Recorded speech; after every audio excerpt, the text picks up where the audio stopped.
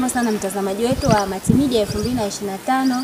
Karibu sana kwenye kipindi chetu cha vazi la suti au counter suti ambacho kinakujia kila siku ya juma.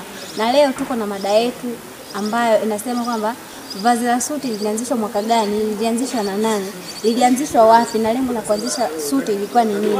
Uko nami Tunu Melki, lakini pia siko peke yangu. Niko na mwanafunzi kutoka Chuo Kikuu cha Iringa ambaye atakwenda kuelezea kwa undani zaidi kuhusiana na mada yetu. Kwa jina naitwa Leonard Mjema, ni mwalimu nasomea masomo ya Kiswahili. Swali ni kwamba ni nani alianzisha suti na ni mwaka gani? Kwa kuhalisia mavazi yameanzishwa na mwaka 1000, vazi la suti limeanzishwa mwaka 1920 na J. Labdus na US St. Laurent ambao walikuwa wabunifu wa mavazi, na lengo lao kubwa ilikuwa ni watu waweze kuvaa mavazi ambayo ni rasmi ili waweze kupambana na baridi. Tunajua barani Ulaya kuna baridi kali kuliko tofauti na mabara mengine ya hapa duniani. Kwa hiyo wabunifu hao wa Kifaransa ndio wameanzisha suti mnamo mwaka 1920 huko nchini Ufaransa. Nashukuru sana.